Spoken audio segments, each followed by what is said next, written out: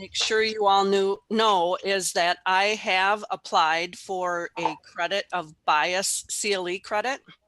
And so when I think we'll get that approved. And when I get that, I will send it off to all of the same group for your CLE reporting purposes. So, okay, so another thing that I just wanted to kind of make a shameless pitch is for the, as most of you know, I'm the director of the Organizational Ethics and Compliance Program at the University of St. Thomas School of Law. It is a graduate degree program for attorneys and non-attorneys. And if I must say so myself, it's a great program. I wish it would have been around when I was doing this work at Land O'Lakes. But it allows me to gather these kinds of sessions with these kinds of speakers. And I just wanted to make just a short pitch about the program, because it is a very important piece of this whole presentation and ECEL meeting events. So I wanted to introduce our speaker this morning, Ash Mishra, who is from Polaris. And Ash is very, very accomplished, been just all over the world, literally. And I am actually going to have him talk about his background and introduce himself. But before we get there, with respect to all of you on the line, this gathering is supposed to be a networking gathering, right? But obviously in our COVID phase here, we can't really gather in person. And part of what's been really nice about the virtual piece of it is that we have folks that have been able to join us from all over the country, right?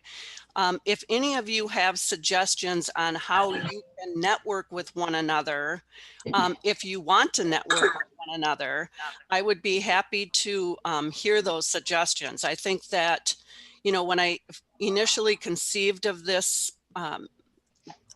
gathering, it was really in order to provide an informal space for compliance and ethics professionals to be able to ask any question they wanted without, you know, worrying about saying something in front of a vice president that made them uncomfortable, you know, just to be able to just chat about issues that were going on within their world. So while I talk this entire time, which is, you know, not ideal from my perspective, and then the speaker talks, right? It's not conducive to the networking and the back and forth. So if anyone has any ideas about how you can all benefit from knowing one another and being in this space, please let me know. So I just wanted to kind of tee that up.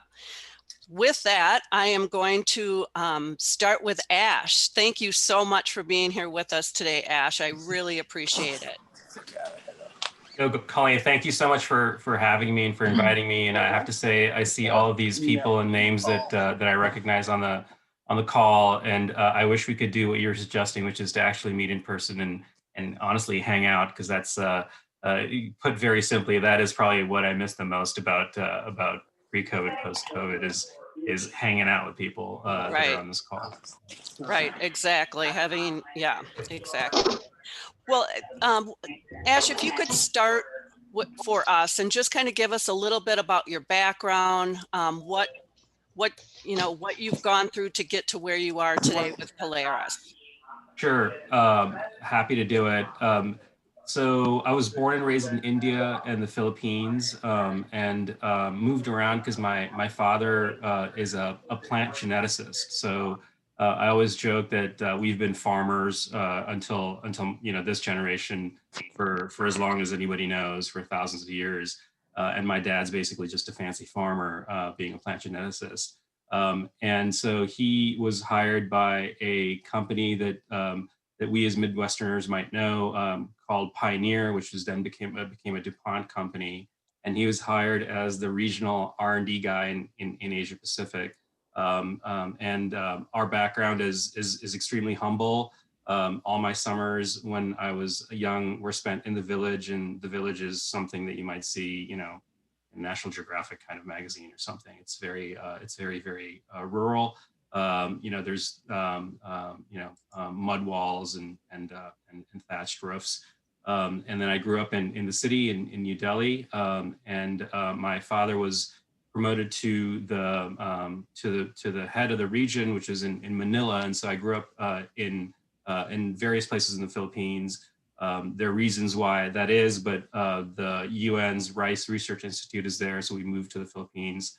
Eventually was promoted, my father was promoted to the headquarters, which was in Des Moines, Iowa. So we moved to Des Moines, Iowa, and he became the head of R&D for Pioneer and DuPont.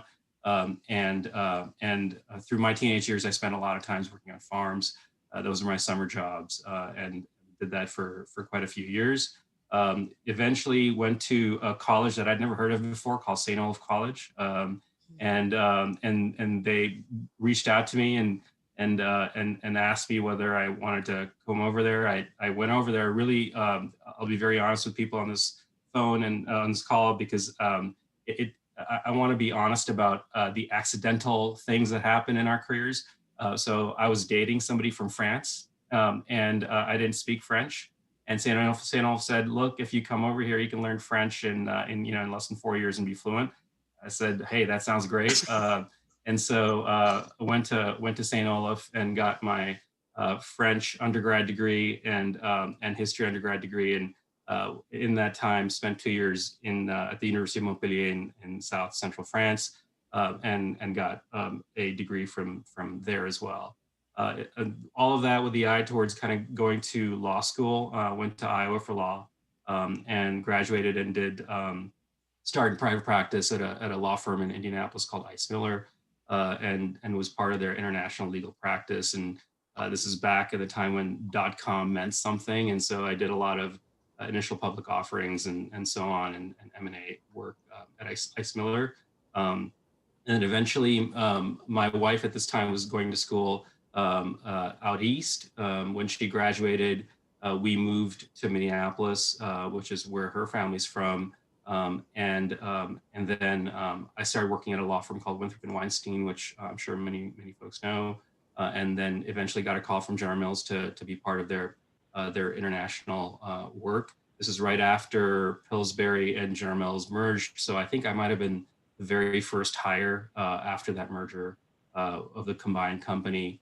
And so worked at Mills for over 10 years. And then eventually, and at that time, I have to say, relevant to this conversation, I didn't do really anything related to ethics or compliance or anything like that. I was a lawyer for domestic supply chain. I was a lawyer for the international businesses. Eventually led the Haagen-Dazs brand, and was the Latin American lawyer. And then the thing that may be relevant at that point, and that's where my wheels started turning a little bit on ethics and compliance, is did a lot of work on emerging markets and saw a lot of FCPA issues and anti-corruption and bribery issues. And so as we were doing deals, one of the huge issues that we had to deal with in emerging market growth was FCPA issues. So you do due diligence, and it wasn't just spotting the issue, but how do you clean it up and how do you tackle it? And so that became really interesting to me. So, as being the Latin American lawyer at General Mills, I did a deal in Brazil, a couple of deals in Brazil that had those issues, cleaned them up well, and that attracted the attention of another company in the Twin Cities that was doing its own Brazilian deal, and that's United Health. They hadn't really put together an international compliance program at that time. And so that was the first gig, essentially, where they asked me to go over and do that for them. And so put up the international compliance program. And soon after that, I got a call from another consumer packaged goods company that was, I thought, uniquely situated, Mars out in DC, the sixth largest family owned company in the world, that really hadn't done anything formal in this space and didn't have to, because they're very, very kind of principle-based company, and just relied on their 5 principles and didn't have any policies, didn't have anything else that was, kind of related to the SOX world, and asked me to come over and really build their compliance program. So I was CCO there for 5 years, and And we took it from kind of, not one policy to, in 3 years, being designated as world's most ethical company at Mars. And that was a lot because the family really wanted it, and they just gave incredible support to the initiative. And so I had a wonderful team that worked really, really hard to get it from 0 to 60 in 3 years and do that. And that was just a great experience. I did, in the middle of those 5 years, something kind of, meaningful happened in my career where the general counsel left and I became the interim general counsel at Starbucks for 2 years and missed transactional practice. And so with that, then I kind of wanted to go back into transactional practice, and that's when Starbucks came calling and Polaris. And for a lot of reasons, I tried Starbucks out and decided, we wanted to come back here as a family to Midwest. And so we are back here now. The kids are back in the school where they started in St. Paul. And so for many, many reasons, this felt like home. And so coming back to Polaris was very much a homecoming. And I was given the opportunity at Polaris to lead ethics and compliance and the international legal work. And then I have the trade compliance team and the privacy team reporting into as well. It's a long explanation, but I think maybe interesting kind of journey in the sense that it's not traditional. It's not, there's no path. I didn't study for this. It's very much an accidental kind of journey. Yeah, absolutely. There's a lot of zigging and zagging in careers, right? But just wonderful path. And I think that the the combination of the practice of law and compliance and ethics. I know that when I took over the ethics and compliance role at Land O'Lakes, I was no longer practicing, and I really missed that. So I can relate to what you're saying with respect to, the transactional work, and really the practice of law is different, right? Yeah. I should say too that if any of you have questions, if you could put it in the chat function. I do have the chat function open, but as I'm sure most of you know, it's hard to be the host and also look at the chat function. And so if I don't answer you right away, don't worry, we'll get to your questions at the end, okay? And if at any point you have questions that you think are relevant to something that we're talking about right then and there, just start talking, and obviously the screen will highlight you and we'll get your question answered. Awesome. Well, our topic today is really about COVID and diversity and inclusion, and how COVID has sort of impacted what I think has become a much broader, or much more spotlighted issue in corporate America, and that is, D&I. They're both very, very broad topics. How do you at Polaris, how do you and your team really kind of boil this ocean? Yeah, I think the Colleen, the one thing you just said right now is really, really important, which is that we very much take a team-based approach to both of those issues, on COVID and on D&I. And so as with many people on this call, I'm sure we've got our own kind of COVID red team that we set up, and we set that up very, very early on. As soon as we saw kind of the issues approaching in China, we actually set it up, I think at the end of December, just because we saw that issue developing.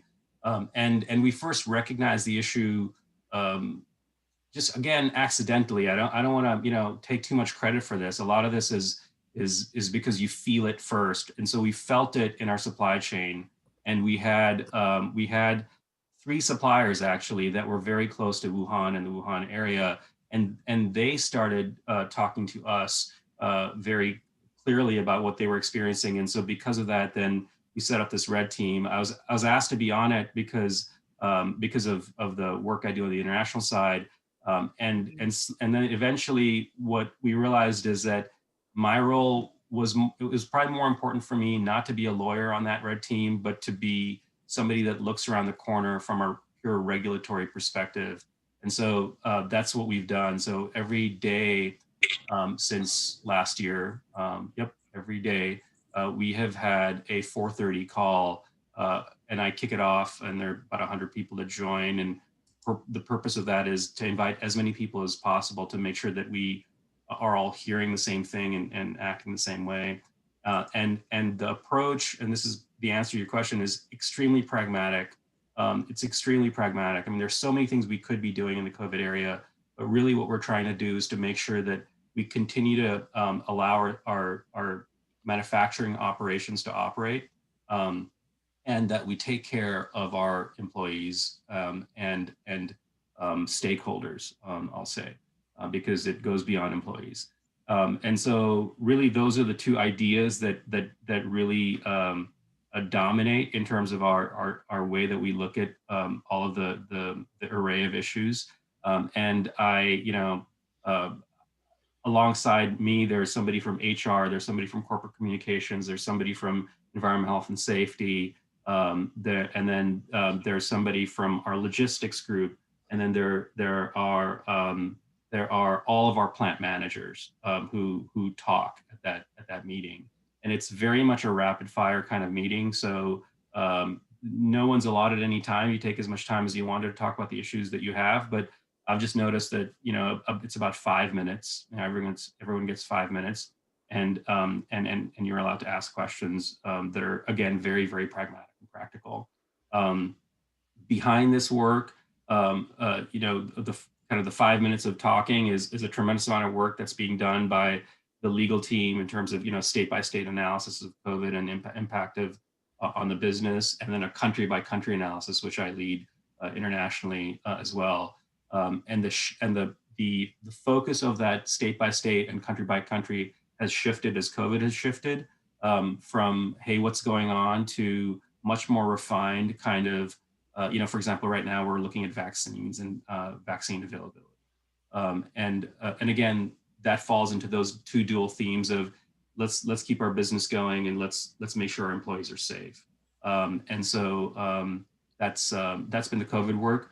On the D&I front, again, we've taken a pragmatic approach, although I have to say on the D&I front, I'm a member of the Diversity and Inclusion Committee at the company. We have 3 senior vice presidents and 3 folks that essentially report to this SVPs.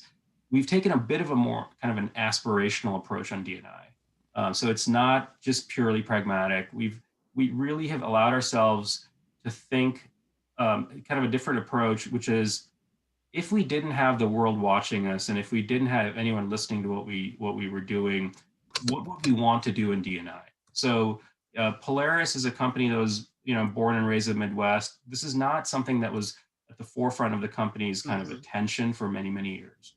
And in the last few years, as we've grown from $2 billion to $7 billion company and been on the Fortune 500, we have more and more folks coming in with my background that have worked at other companies. D&I has now just become something that's intrinsically a part of who people are. It's not something you do, but it's just something that's part of the DNA. And so that is now reflected in the company as well. But one of the questions we've asked ourselves, it's almost a benefit of starting in 2020 or 2019, is to say, what if we weren't thinking about what all of the other companies are doing in this space and just did what we wanted? What would we do? And so with that, I actually wrote a paper for the committee, and there were 5 things that I thought, we could focus on and do. And these were, half of them were traditional things that everyone does, and then the other half were not. I'll be very honest in the spirit, Colleen, of you describing how, we should be candid on this call and not worry about if VP's listening to us. But, there were 2 things on that list that were very, very culturally difficult for us. And there were 3 things that we were excited about doing. So I wanted to put all those forward, and I did. And then my HR partner came forward with similarly kind of their set of ideas, and we've now started on half of those initiatives. So again, a very kind of maybe a more of an aspirational posture towards D&I than the COVID piece of it. Thank you. Yeah, I think there are some uncomfortable areas, right, with respect to D&I, and I think a lot has happened that has sort of made a lot of what was uncomfortable bubble to the surface, right?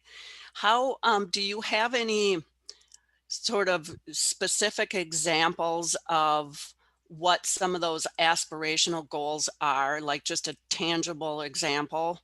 Yeah. So, I mean, on the aspirational side, one of the things that I've done, and this is actually similar both on the ethics and compliance and on the D&I side, is I'm a big believer in not fighting fights that can be solved through data. That's just a big Mhm. thing for me.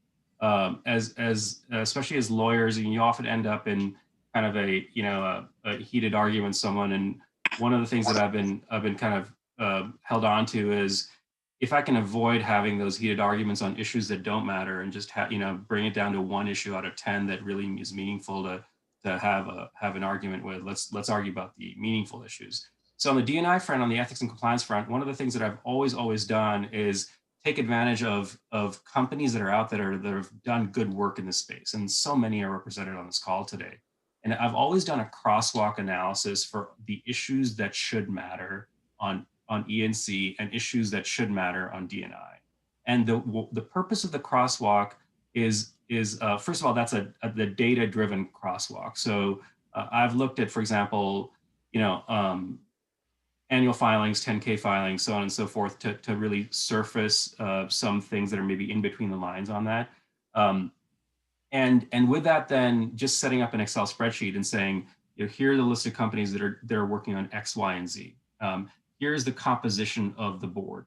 Here's the composition of the senior officers. And all of that is just data. They're just facts. And so, if we say that, for example, Cummins Diesel is somebody that we think about when we think about how we operate our business, why don't we take a look at Cummins Diesel in Indiana and see what they're working on in D&I, right? And that multiplied by 100, looking at 99 other companies, gives you, essentially the wisdom of crowds kind of approach towards D&I. And so I've really used that to help me think through and challenge myself and my beliefs on D&I. And those two things, that kind of approach resulted in kind of those two things that were more challenging. One was just the composition of our senior leaders.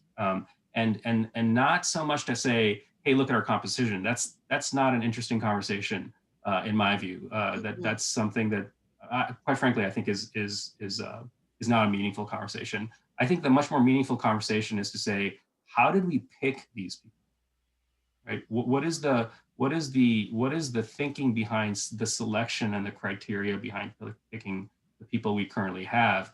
And that gets, I think, to a cultural moment, which is really asking ourselves, what was the cultural impetus behind the selection process that we had 10 years ago, for example, right?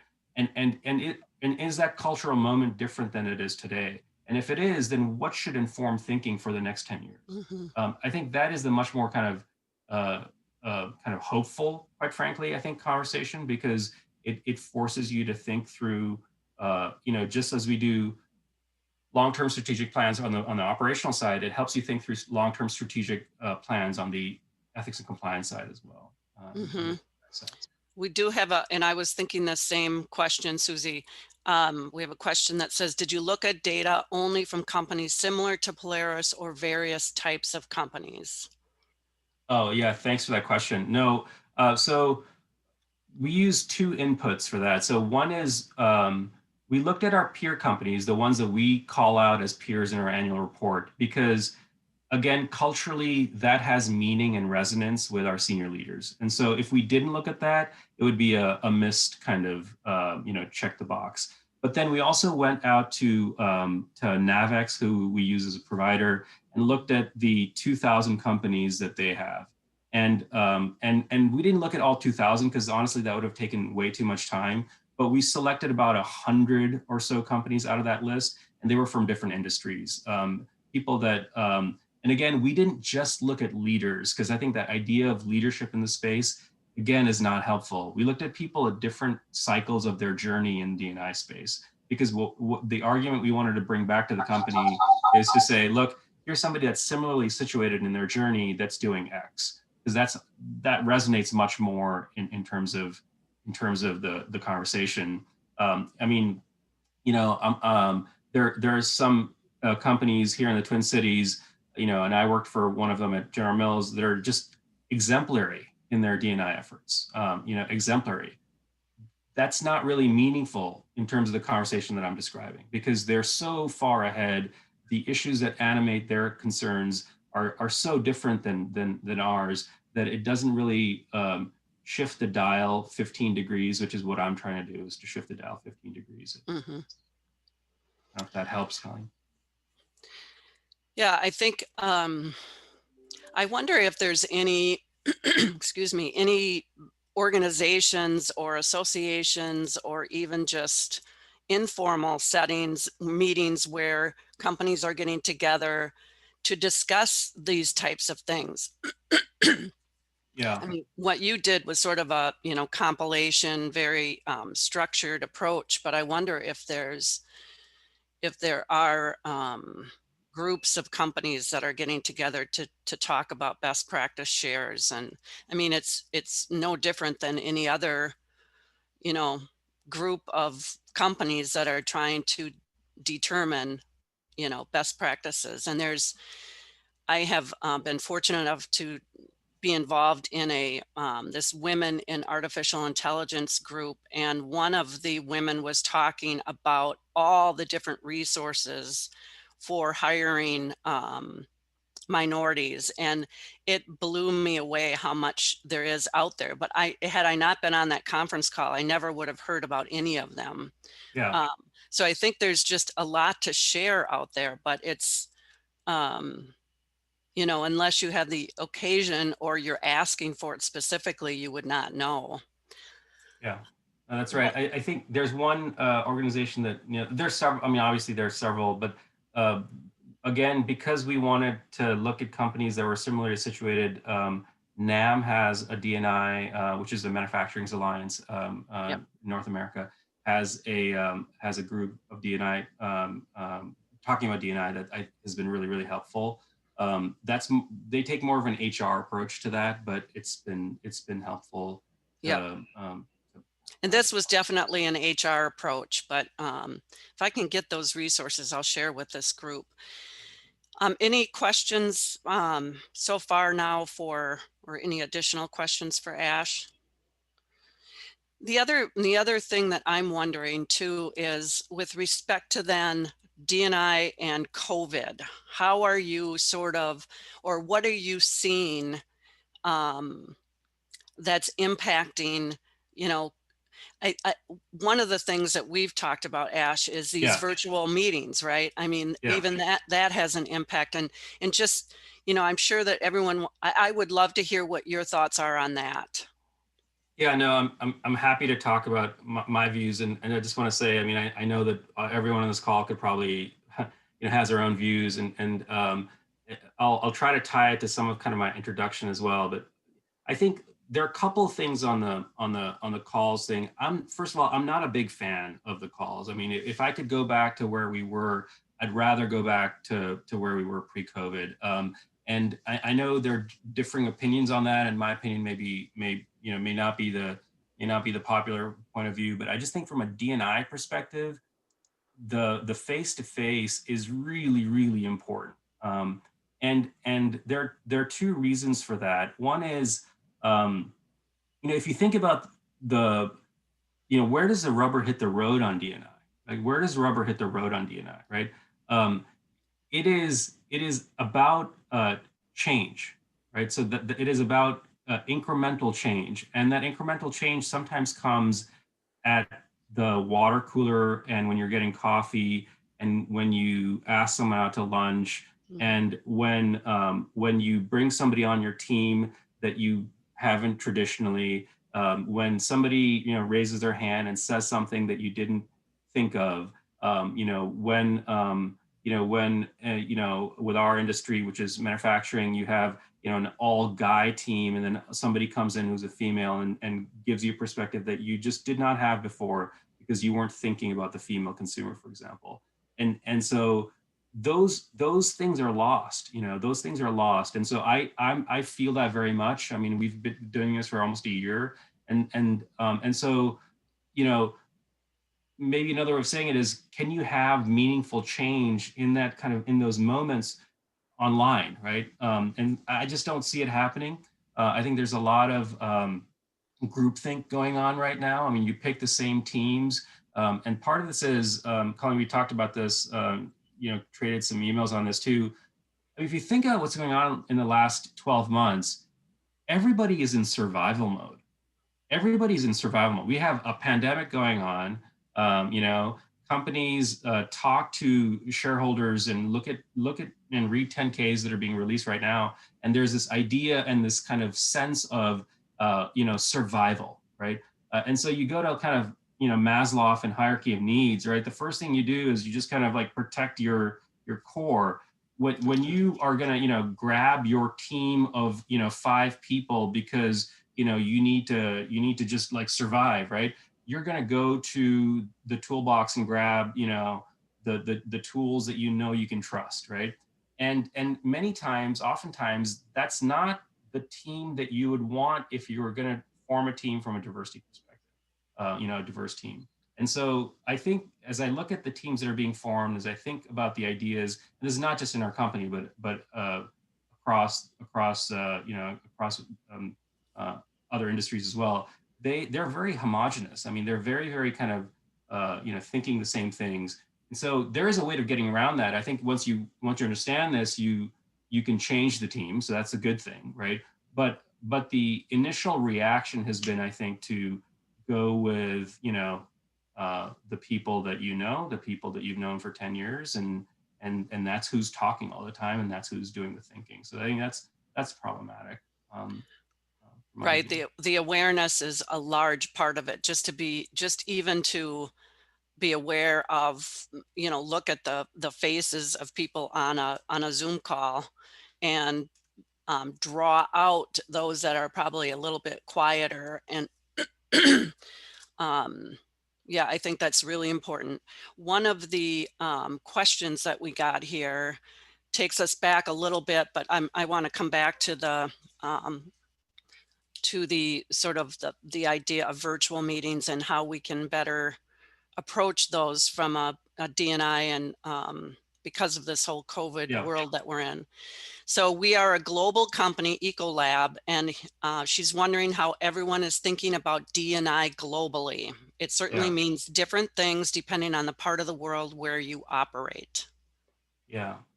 I mean, so I'll tell you that, and I've thought about this a few ways. I had responsibility for international legal work as well, and the answer is not clean. And I'm going to be very honest with this group of very seasoned folks on this call. I'll tell you what we tried to do to address that issue. And so first of all, it's not a diversity committee; it's a diversity and inclusion committee for a reason. Inclusion is the idea that really translates, for example, in Europe. I mean, if you look at Europe and European companies, the byword and the umbrella under which they're operating is inclusion. We for example, when we're forming our policy and revising our policies, one of the things that I did is I looked at a few French companies because they've done some interesting kind of thinking on this area. And I looked at Elf Aquitaine, for example, to see what are they doing in this area, because I think they've done some interesting work, and used and borrowed some of their ideas to bring it into the Polaris policies.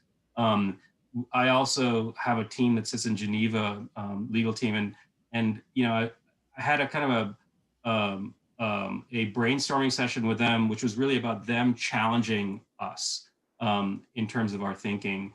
I was at a meeting, and somebody was talking about D&I, and we're doing a presentation to senior leaders on D&I, and I heard behind me somebody talking in French, basically denigrating what was going on, or basically saying negative things about what was going on. And so one of the things I did is after that, I heard that, I set up a meeting with them and said, look, how would you guys do it?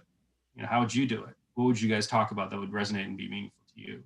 And that conversation was really, really interesting. And it was very, very different than anything else that we traditionally think of. And so I try to bring some of those ideas in to kind of the way that we're approaching D&I. And essentially it's this idea, the idea that's resonating with especially partners in Europe is the idea of stakeholders outside the company is really where they see a lot of kind of interest. And then there is this idea of gender, which is much more interesting for Europeans than it is for us, because we talk about ethnic diversity and gender diversity and other types of diversity. But right now, what's really got a lot of press in Europe is gender. And so trying to understand why that is and why there's this cultural moment in Europe, why they're talking about this has been something I've been thinking about. Okay. I have another question here. I'm getting beeps and buzzes all over the place here. Let's see. What do you think is the responsibility of the compliance and ethics function for diversity, ethics, or equity and inclusion, if any? Yeah, I mean, that's a great question. And that's where, I was trying to describe that the white paper view of D&I, where and it goes to this question I think that's being asked around anchors as well. I mean, I think the role of ethics and compliance is really on the ethics side to say, look, are we being honest and about what it is that we're working on? And is is there a gap between say do that needs to be bridged? And is the say do just so vast that really we can't point to any progress in this area? And if that exists, and if you really haven't moved the dial, I do think there's something that as an ethics and compliance person, you need to raise your hand and say, look, guys, slow change is okay, but no change is not okay. And so you have to kind of cash in a chip or two for that conversation. I think that I would say is the most meaningful thing. And then you might be asked to weigh in and say, well, what would you do? And I think that's where again, my advice. I'm a runner, and I love running. And one of the things I think about is you always get in trouble in running when you look behind your shoulder and see who's coming close to you. I mean, it's better just to look straight and keep running. And so the idea of don't think about what other people are doing, but what's right for you in the moment where you are on your journey. That's something you can put forward. Yeah, I'm sorry. Yeah, no. I also think that while we would love for, every company, every organization to be, top notch on the D&I issues, it is a risk, right? I mean, it's a risk area. And as compliance and ethics professionals, I think it falls squarely in an area where you have to think about the reputational risk, litigation. And so I do think that it's definitely an area that compliance and ethics should be involved in. Yeah, I agree. Okay, there's another question here. I love hearing about the work Polaris is doing. I'm wondering if you are finding any anchors or people who are not embracing D&I and pulling the program back. And if so, how are you dealing with that aspect? Yeah, I think so. I'll say I don't think we have had anyone that has pulled the program back, and I have to say, I think a big part of that is because of, again, where we are in our cultural moment, where we are in our geographic space. After the killing of George Floyd last year, I think that was a big turning point for people that were kind of passive and on the sidelines on this issue. They were forced to reckon with what had happened. And I think that reckoning really took some of the anchors out of the water. And I'm not going to say that all of a sudden those people, were all of a sudden supporters of D&I or whatever, but I will say that they weren't slowing things down. But in terms of the anchors, I think again, I'm trying to get to, because I know all of us have this. It's, why is it that they're an anchor, right? Is it because they're bad people? That's not the reason, right? I think the issue really comes down in a corporate environment to this idea of change and the impact that change will have. I think the two issues that have been brought up repeatedly is, what is the cost of this, right? What is the cost of this? And then the other issue is, you know, essentially one of like, has to do with education information, which is, I don't understand this, this idea of we are good people and we do good things. And so why is it that we need to do more in the space because we are not racist? And so therefore, I don't know why we're talking about this area. So I think that, and all of that idea, right, speaks to something else. It speaks to this idea of education, this idea of showing kind of the advantages of D&I, not just, again, a very broad view of D&I, not just kind of ethnic diversity, but diversity in all forms. And I think that educational opportunity is actually a really cool one, because I mean, that's a rich place to have a conversation with people that may not have been supporters in the past. And this may seem trite and to say, but I really feel like if you can truly show folks what that diverse environment looks like, that is powerful. That is really, really powerful. And one of the things we've done is bring in consumers. This is for our top 250. We had a meeting last year where we brought in consumers that we don't traditionally think of as Polaris consumers. So, we make snowmobiles, motorcycles, and off-road vehicles. And honestly, didn't think, for example, of African Americans riding any one of these things as being a part of the consumer set that we were making products for. And at that meeting, what we did is we actually brought in a group that's formed out there independently of us, of African American riders, and have them talk to us about what our products mean to them. And that has much more resonance, and I think changes minds more quickly than anything a D&I committee can do or can say. So there are things like that you have to kind of look for, and that changes minds pretty quickly. In my experience. Yeah, that's a great idea. And I think, along with training can sometimes be overdone, right? And how do you train for this? That kind of setting where you're literally bringing in, sort of a citizen group to talk about, their experiences and how they would like for the product launches to apply to them. And so that's a great idea. Anyone have any other comments on that specific? I'm just going to kind of scroll through here, see if there's any hands up.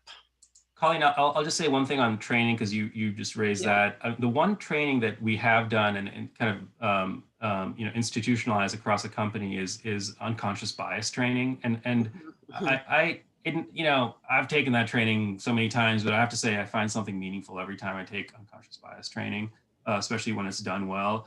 I just feel like no matter who you are, where you come from, and there's always this moment when I take unconscious bias training where I'm like, okay, that is new thinking or different thinking. I got, I have to challenge my own way of kind of perception, really.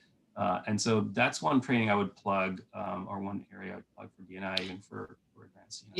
I mean, I think though that you're enlightened, you're in the enlightened group. And I think, especially my days at Land O'Lakes, and it, hopefully it's changed, but a lot of the clients, and the customers are farmers, and, they have a different mentality. And I think that that's a hard thing to deal with. I mean, I remember in one leadership meeting, one of the salespeople saying that a farmer told him that if he brought a woman salesperson into the, through the farm gate, that they would no longer buy product from us. So they were not going to she was not going to allow her husband to buy product from a woman. So those are some really ingrained notions of, how the world should look. Right. And so it is a tough thing. And then you add to Joanne's from Ecolab, to her question, then you add the global piece onto it. This is not an easy nut to crack. Right. Yeah. And I just going back to Joanne's question, I have to say, I mean, there's a whole separate conversation we could have on the international side on D&I, which is, I mean, and I'm happy to have that separately offline at some point. But I'm, because the issues are different everywhere. When I worked at Mars, for example, we talked about, the issue of black diamonds in South Africa, or for example, the caste system in India, French and the France and kind of the French colonialism and the impacts of that, in terms of hiring. I'm just talking about like actual impacts to the company. So all those issues are issues that you have to kind of wrestle with, and they're just going to show up in different ways for different parts of the world. So it really depends on where you have a footprint and what issues you're trying to tackle. But there's some very specific nuts to crack, for sure. Mm-hmm. All right. Okay. We have another question over here. How much of your D&I, and I'm keeping track of the time here, but I think we'll be okay. How much of your D&I program is looking at predefined diversity elements, for example, race, gender, and how much is looking broader diversity of thought elements, different personality types, different types of upbringing, socioeconomic differences? Yeah, so I have to say that right now, because of where we are again in our stage of maturity, it's not that these things aren't going on, but just to be very honest with you, these things are going on in different spaces. So, so it's not that we're not thinking about, for example, personality types and socioeconomic backgrounds, but that work is really going on in a group. This is what I've noticed, in a group of HR that is separate and apart from D&I right now. So there's an opportunity that we have to connect these dots. There are other companies where I've worked at with that have done that naturally. I think of United, for example, does a really nice job of connecting those two elements. But we haven't done that yet. We haven't gotten there yet. So I can't claim that we're advanced enough to connect those two things. Okay. Okay, let's see here. I think. All right. Well, I'm going to move to the next topic for us, which is really, we're reading a lot about the impact on supply chain that COVID has had. I'm just curious, what are your thoughts on sort of how that ties into D&I? I think on the supply chain issue, there's so many aspects of that are just fascinating. When we first all kind of started working from home and we were looking at our supply chains, there were, think back to pre-COVID, all of us had, CSR initiatives. We all had, some form of thinking, whether that be advanced or not so advanced in terms of, corporate social responsibility. Some of us did audits of our suppliers. There are companies out there that are well respected that essentially have their questionnaire of 10 questions that everyone fills out, and reasons for having those 10 questions, because you want to make sure your metrics are kind of balanced with other companies and you see where you are. But if you think about it, the first issue we dealt with right off the bat after COVID was migrant labor issues in India. So that is something that honestly, I don't think anyone saw coming, not in the way that it actually kind of unfolded, right? So, we were very quickly talking about migrant labor issues and how migrant labor was impacting our supply chain.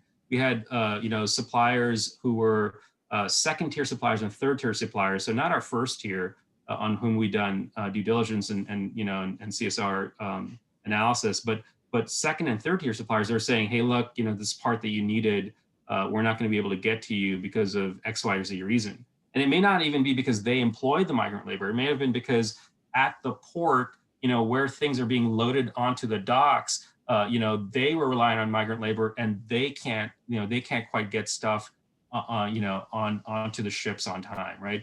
And so we had about a month of a hiccup. And so I spent that month kind of trying to understand what was going on, and was talking to a lot of folks, my relatives back in India and companies that we knew, try to understand that issue. But just as an example of a supply chain issue that COVID has brought up that we didn't really think about before, that's one example of something that we've had to to wrestle with and to think about in a better way. The other thing is just this health and safety issue, which is often just an issue that we think about for our own employees. You know, with COVID, one thing has just become so clear, which is, you know, COVID knows no geographic boundaries. I mean, you're going to have to factor in, you know, second and third tiers of your supply chain when you think about health and safety. And so one of the things we've been thinking about is, and so we now have a calling tree where we call all our suppliers and ask them about health and safety within their facilities and with their second tier at the very least.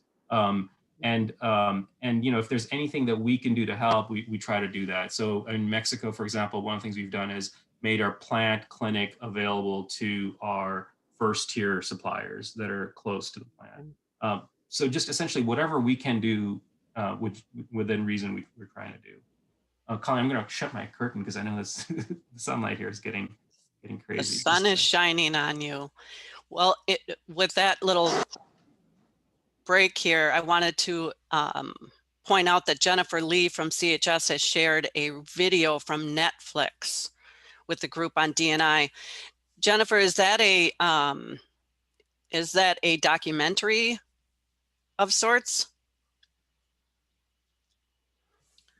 Where is she? I know she's on here. I just saw her. Jennifer Lee.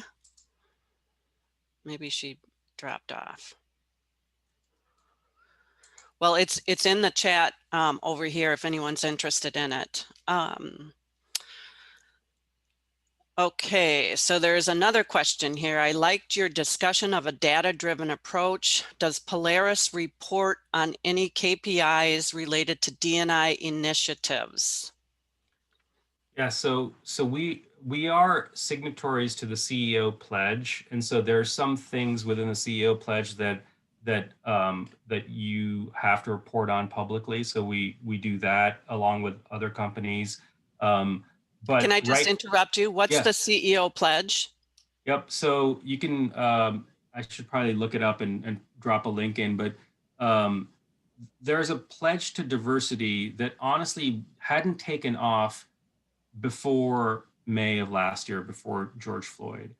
After George Floyd, a lot of companies and CEOs signed the pledge, and there's some very specific action items that you have to kind of fulfill in the CEO pledge. One of which, just as an example, is to have a report that is that goes up to your board of directors, and it can go up the comp committee or to the board as a whole.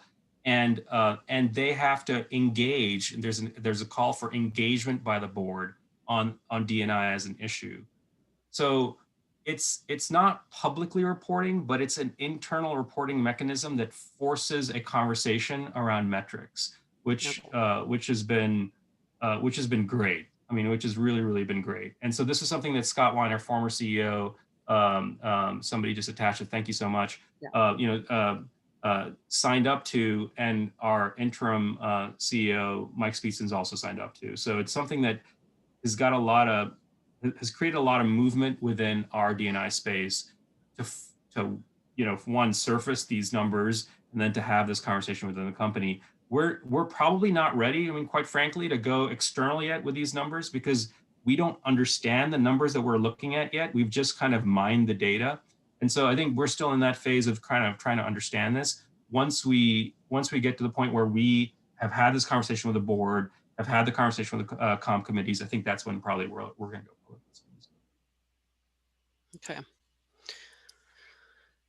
Okay. Any other questions on this topic or anything that we've talked about so far? Anyone? Come on, this is your forum. You've got them. Colleen, the one other thing I'll just mention is that, despite kind of COVID, we haven't stopped, attending meetings to which we were committed, but we have narrowed the aperture of those meetings. And so, one of the things we decided is we really want to partner with some historically Black colleges and universities. But instead of kind of doing, attending all those meetings, we've actually said, no, there are a couple in particular that have really great engineering programs, for example, that we want to partner with.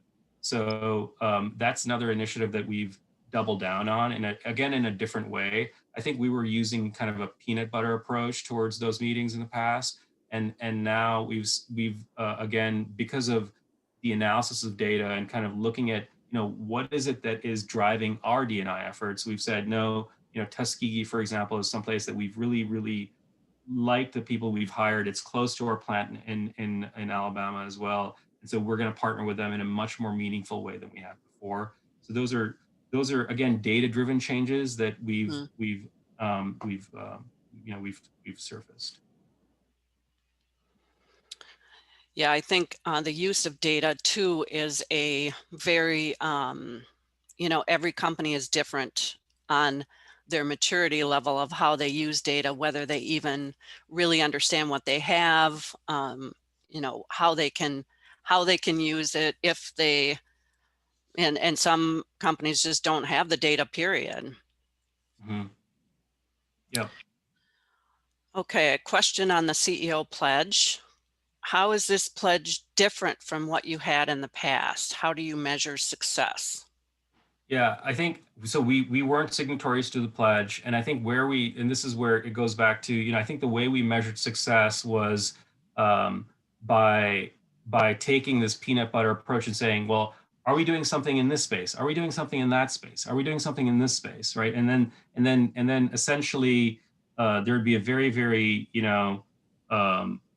kind of a cursory report that would be submitted saying, yes, we are looking at this data on hiring practices. We are attending these meetings to recruit, and here's the work that we are doing, right?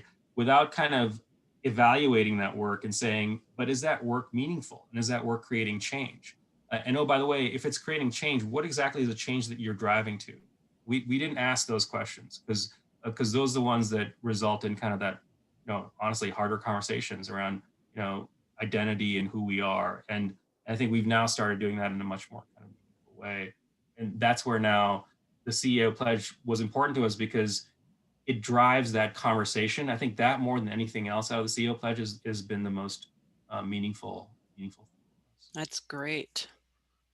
I had never heard of it before. Any other questions for Ash? Let's talk a little bit more about the virtual meeting sort of environment. What are there things that you've done to ensure that there's more inclusion and just a greater representation on the calls, or making sure that people are directed to contribute? I think for one thing that I'll say for a second that I've done for my teams is to change the composition of people on the calls. So I've changed who leads these calls. So we're well in many months into COVID meetings now, and it's kind of a nice time with January and the new year. So what I've done is essentially we're still having the meetings that we're having, but instead of the people who were leading it last year, what we've done is we've changed the composition of kind of who leads those meetings. And then the other thing, and this is a conversation that's going on right now, is I've actually asked our general counsel's help in including new participants in meetings that we didn't have before. So essentially, guest participants, whether it be from our own function or for another function, to essentially break this logjam of ideas and to bring new ideas into the group. The international meetings, for example, are now led by someone who's 2 levels below the GC, instead of someone who's at a VP level, for example, because it's just going to give a different flavor to that meeting. Mm-hmm. And then also, what we don't do is change the invitee list. So the same VPs that used to come to these meetings before still come to the meetings, but they're just being led by different people, yeah. which honestly goes to showing them there is actual difference in terms of how meetings are being led and the conversation that's going on in those meetings. Does anyone else on the call have specific, ideas or ways to approach that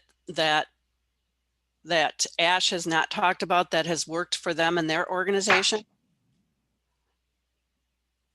I know we've got a lot of organizations represented on this call.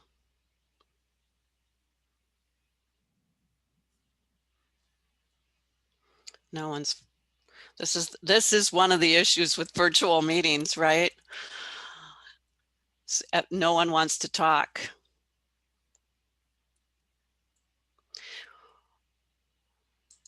Yeah, but it is one of those things where, I do think that the laundry list here is long. I mean, I think a lot of it depends on your company, your culture, what you're trying to do in terms of kind of driving change, and who normally speaks and who doesn't, giving a voice to people that don't normally have a voice.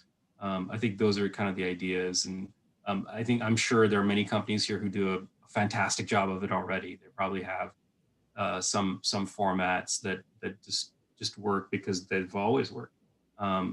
We again are starting off in our journey, and so we're not there yet. And so I think some of these changes for us are revolutionary, but I think for many companies here, I'm sure they're normative, which is great.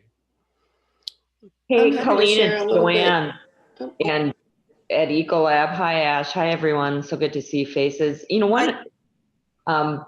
Happy New Year. One of the things that we've done, and Ash, it's a little bit like what you're doing, especially with my team meetings and other meetings too, is I identify early before the meeting, who I'd like to lead that meeting, or what I'd like someone to contribute, and give them a heads up in a sense. And so they come to the table prepared, because we know, as we're all looking at each other's face on the screen here, you can't tell when somebody really wants to engage or whether they're totally not engaged. And so if we can set up those meetings so we hit the ground running, people understand their role, people understand how I want them to contribute, because of course it's important for them to contribute, and what they offer is important and helpful. That has smoothed the waters a little bit, at least with my meetings. And it's kind of fun. Sometimes you have to, even shut down great conversation, because people are loaded and ready to roll when they come to the table. So that's something that, personally I've been doing, and it seems to, I'm not catching people off guard. How's that? Yeah. And it involves people that might not otherwise be inclined to get involved. Exactly. Dawn, you were going to make a comment. Yeah, on twofold, really, at a Delta enterprise level, as well as within our group. So from a Delta perspective, they've addressed, since last summer, they've taken an approach all the way up to our CEO on addressing DE&I, and they've had town halls. We've had people come to speak with Ed, and they do virtual town halls where they're on video, but you have 5,000 employees tapping in to listen and ask questions and chat. They've put out, they've strengthened the DE&I council. They've built out that group a little bit so that they have more resources. They've put out memos, one that I just read through yesterday, and it was all about being mindful of the language that we use, and going through all the different aspects of diversity. So not just the two classic ones that appear, particularly here in the South, but all aspects of diversity, and giving employees something to think about when they choose their words and when they speak, and down to don't say this, say that. And an easy one is putting out there for anyone who didn't know that African American is not necessarily the preferred term for a Black person, because Black is more encompassing. African American refers to someone who might have African heritage. And there are many, many people we work with who are Black, but don't have African heritage. And so, and many other details with regards to other aspects of diversity. And it was super informative. And I was pleased to see things in there that I didn't know, and that gave me something to think about when we choose our words. From a divisional perspective, meaning within our group, whether we speak about the law department or the ethics and compliance group, which sits within the law department, we are already very diverse in many, many respects. So that's already good. But then it's important then to give, and as many of you said, give those people a voice. And I would echo what the person before me was saying about giving people a heads up. I organized 2 meetings, one at a senior executive level, a risk meeting, and one at a director level, and getting people to come in not only to talk about whatever their issue is from a risk perspective, but also letting them know the type of meeting it is, how the forum is, how people show up, how people speak, and getting them comfortable with what the meeting is like so that they can get comfortable about presenting and talking about the risks that they see. And nobody wants to talk about risk, right? So when you compound a risk meeting with lots of diverse voices, then definitely people are hesitant. But there's a lot of behind the scenes work there. And I can speak to it from our perspective. Generally speaking, the ethics and compliance team at Delta does not own the DE&I efforts, meaning that we don't own the program. Clearly, everyone in an organization owns individual efforts. Thank you, Dawn. Yeah, I think I just want to point out here that Rebecca Rem put in the chat function that there's a article in the Harvard Business Review on nice tips on inclusiveness in virtual meetings. Ryan from MTS Systems indicates that at his company, their directors or other leadership make themselves available to meet with individual teams after larger Zoom meetings to allow for better conversation flow. That's a good idea as well. Yeah, I think that one other question that I have is, now, I mean, at some point we'll go back to normal, right? Or what becomes the new normal? What parts of these adjustments, or, you know, maybe adjustments isn't strong enough, what parts of these changes will follow us into back into a more normalized setting? And hopefully there'll be, you know, good nuggets, if you will, of practices that you've had. Do you have any thoughts on that, Ash? Well, I've been starting to think about it, because I've been starting to think, you know, on return to work, kind of how does that look like? What does that look like? One thing I know is we're not going to go back to work in the same way. It's going to look very, very different. I think our dependence on just kind of real estate footprint is going to be very, very different.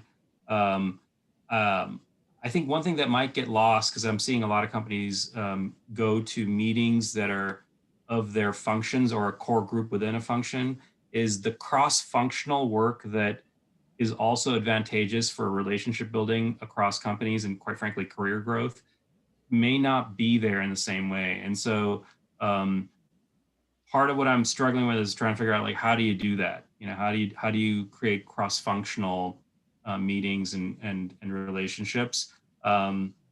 You know, the European team is doing something kind of interesting, or was when they were allowed to, which is classically meeting for lunch, but having essentially, you know, at a restaurant that allows you to do it in a safe way and doing it in a cross-functional way. There might be some things that are like that. That's more kind of a directed working lunch, so not just a lunch for lunch's sake, but things that allow you to do that. But the point of all of that is to, again, go back to where I started, which is to enable some of these relationships to form that allow you to to influence and learn from other groups. Otherwise, if we're just kind of, directed by an agenda to speak on a call and participate, I don't think it's going to work in terms of building those relationships. Mm-hmm. Yeah, and I wonder too about attitudes. When you're forced to do something in this virtual kind of world, it's one thing to kind of be back in your environment in a in a corporate office. It's it's another thing. Yeah, and Colleen, there's one more thing that I'll just mention, because it's I'm in a group of kind of lawyers that are thinking about COVID and what's going on there. And one of the questions I was asked is, what's really, really different about COVID, right? And one of the answers I was given that that speaks to this point that you're raising is workloads have just gone up and our hours have changed dramatically, right? So, I mean, I'm sure this is true for everybody on the call, but I just spent a lot more time at work, in kind of a traditional sense. I mean, in front of a computer screen, generating work product, right? It's just a total fallacy to believe that we could get all of our work done and also be in front of a video camera, right? Like, it's just not honest to say that, right? And I mean, if you want me to generate work product and actually have my fingers on a keyboard typing, right, and be on the video at the same time, I mean, you're asking me to do something, right, that is almost, superhuman, and so I think there's almost a going back to the office is almost kind of peaceful in the sense that you get your temporal space to generate work product and you get temporal space to go to the meeting, right? Right now, we're supposed to be multitasking to do both and do both of those well. I mean, there's a dishonesty about that expectation that I think, is just weird to me.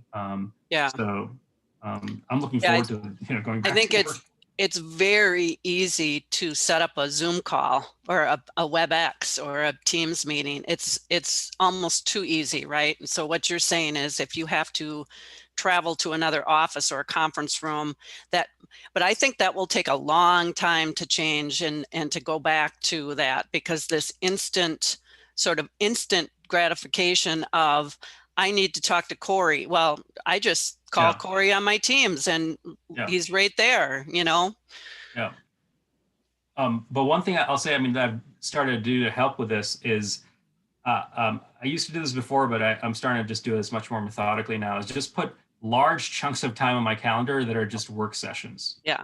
Right. So, I mean, please don't disturb me because I'm actually trying to get work product done, which is very different from, let's talk about work product on video. Right? Yes. Right. Yeah. It's like, so there's some of those modalities that I think are maybe continue to exist even when we go back to the office. Yeah. But let's see. Let alone taking the time to actually think, right? I mean, to literally think and have some quality time there. If I can add, my company has also made a very conscious decision and reached out to all of its employees through this COVID situation and said, you know what?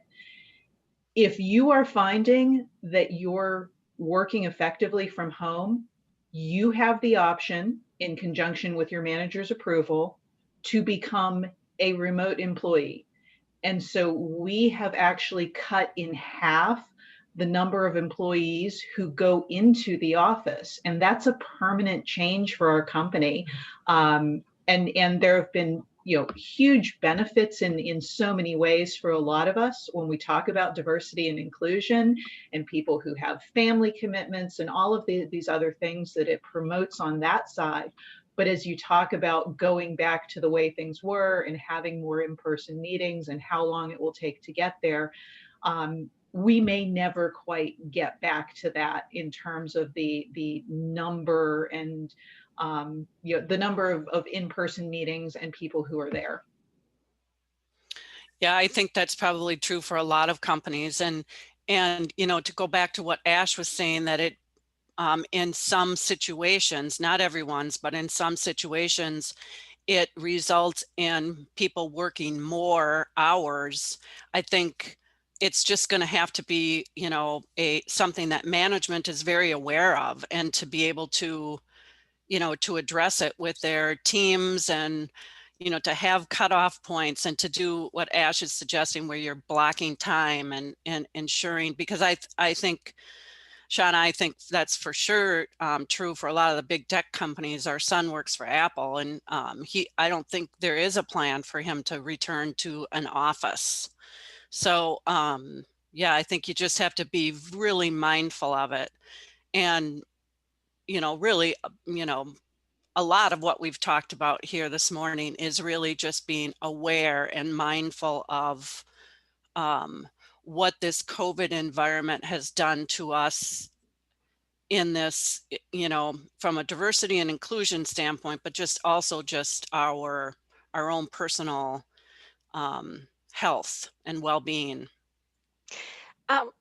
Just a comment again to the remote worker issue.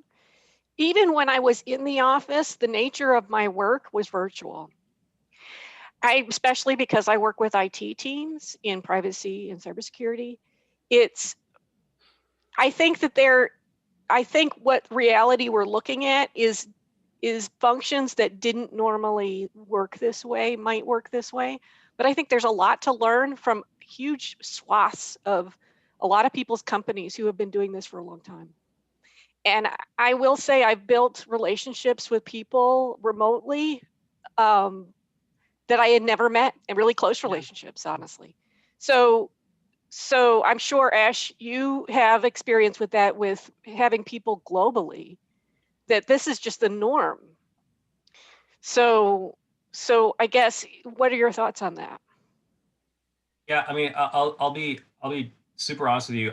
So I'm excited about what you just said. I mean, I'm excited about kind of, you know, the cultural change that this year will bring to the company. And I think what Shauna said as well, I think that's fantastic. I really love the idea, and it's such a cool thing to think that you can work from anywhere, right? I mean, there are many times where I think to myself, man, if I was earlier in my career, you know, I just live in the mountains and, you know, go ski every day, right? I mean, like, why do I live, you know, in flatland versus mountains, right? So I mean, there are all these things that you start thinking about that that are really fun, because it changes who you are as a person in your life. There is one side of it, again, kind of going back to the D&I piece, that I'm worried about, right? Which I'm sure, Leona, you've dealt with this because of what you just said, and I know my international folks deal with this issue as well, which is that, you know, I'll be nerdy for a second. You know, for those of you that have studied Latin and Greek, right, you might have read, you know, Julius Caesar's papers, right, his letters, right? So Julius Caesar, young officer in Rome, right, gets assigned to some backwater country called, you know, what we call England right now, right? And no one ever hears from him, and he's assigned to that backwater country because his ambition is so great. His senior officers know that if we allow him to be somewhere close by, he's going to rise in terms of popularity really, really quickly. And so what does Caesar do? He writes letters back to Rome, to the people, to say, hey, look, things are going super fantastic here in the UK, and, you know, I've taken over all of UK, and, you know, look at me, I'm so great. And, you know, when he comes back to Rome, he's celebrated as a conquering hero, right? Although he's been living in the backwaters all these years. That idea of, do people really know what you're doing when you're online? Do people really understand what it is that you're contributing when you're far away, right? Is your value seen as equal to the value of somebody that's coming in and having a water cooler conversation with a CEO twice a day, right? I mean, I think those equivalencies are the ones that I'm worried about, right? Because not everyone is a Caesar, right? Not everyone is going to take on that work and do extraordinary things to self-promote, right? And so over the course of a career, what does that mean, right? In terms of compensation, in terms of promotion, in terms of, you know, your aspirations, right? So my concern is there, which is, if I'm trying to grow somebody that's sitting, you know, in a faraway place in Bangalore, India, right, and they never have the opportunity to come back to headquarters, is that good for their career? Maybe not, right? So those are the things that bother me about the current state. I can see your point. Yeah. Yeah, proximity seems to have an effect on people's careers, you know, especially when you get to the higher levels. Yeah, and I mean, let's be honest, if you're, if you have only the opportunities in formal meetings, whether they're virtual, well, in the virtual formal meetings, you're not really getting, well, you perhaps might not get to know the other person either, what their real true values are. And when you're in an office setting and you can have happy hour together or go to lunch together, it's a much more, it can be a deeper relationship, right? Mm-hmm. Yeah, I think that there's still some, I mean, there's a lot of learning to happen. I'd say the funny thing is, as soon as I went virtual, I actually got to know people better because they saw me in my house. And that was really different from even when I saw them in person in the office. They really kind of saw me like, as the compliance person, is like this entity disassociated from anything else. So it's not though nothing is lost, because I agree with you, Ash, in terms of what could be lost that we have to compensate for somehow. But I do think that this is, in a sense, maybe this is a good thing that this is sort of a shocking reality for a lot of people and how they actually work normally. I mean, this is not that, my experience isn't that unusual. So it's not, so maybe this is a shift in how we build relationships that's important, and there could be training on it in as well, actually. So it's not as though, things will never be the same, and we shouldn't expect it to be. Mm-hmm. Mm-hmm. Any other questions for Ash? We're coming up to the end, and I don't want to talk just for the sake of talking. That's not my jam. Anything? Hey, Go ahead. Colleen. It's Yes. Rebecca. Hi, Rebecca. How are you? Good. How are you? Good. Ash, thanks so much for your thoughts today. I really enjoyed this. I'm at Olympus Corporation. I'm in the compliance and ethics department, and then I devote a small portion of my time to our diversity and inclusion efforts as well. A couple things that rang true for me when you were talking about the cross functionality.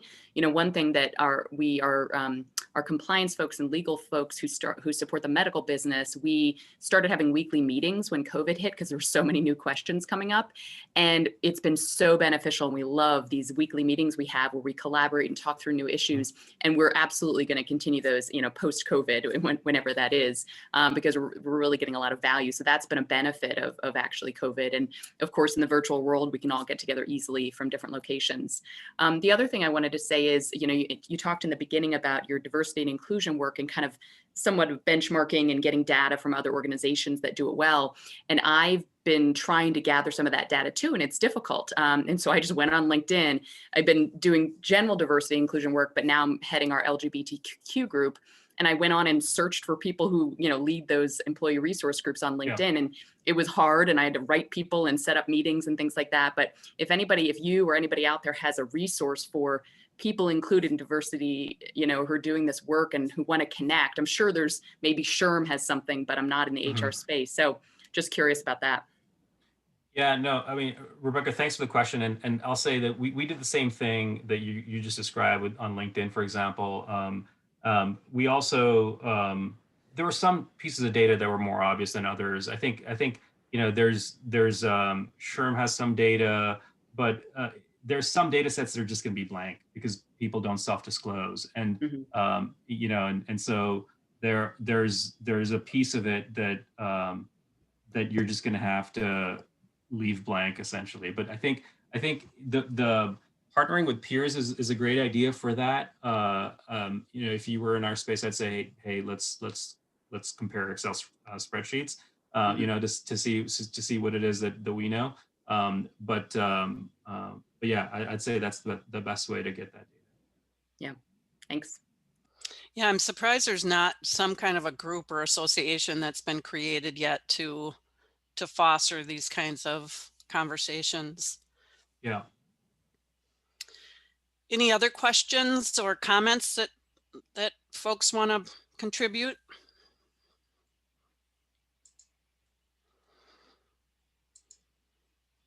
Well, this was wonderful Lisa, did you have a comment? Oh, sorry. Yeah, just quickly, and I typed it in, but I just think it's worth asking a question.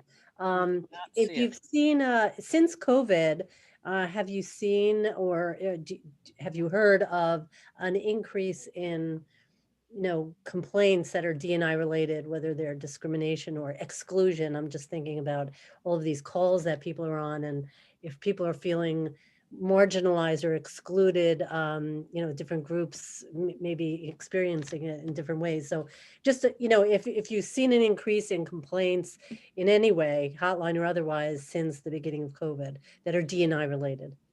Yeah, I'll be honest, Lisa, so we've been tracking that very, very closely, and we did not see anything that's COVID kind of related, but we saw a huge spike in D&I related issues post George Floyd.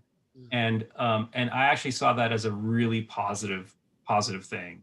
And so I think it was this thing where it essentially empowered people to have conversations that they weren't having, and it empowered people to raise their hands about issues that, I mean, just from reading all the reports that were submitted, I think people were hesitant to raise an issue because they didn't know if it was a D&I issue. And so after George Floyd, I think they were like, listen, I'm just going to talk about this. I don't know if this is an issue or not, and I don't know if I'm the only person experiencing this, but this may be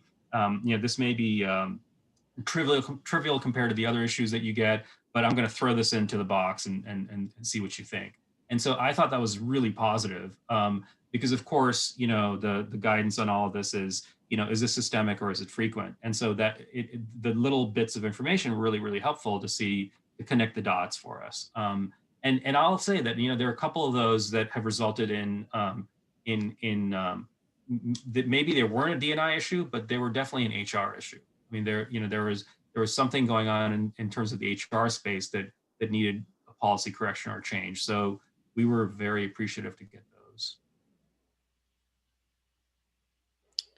Thank you. Anyone else?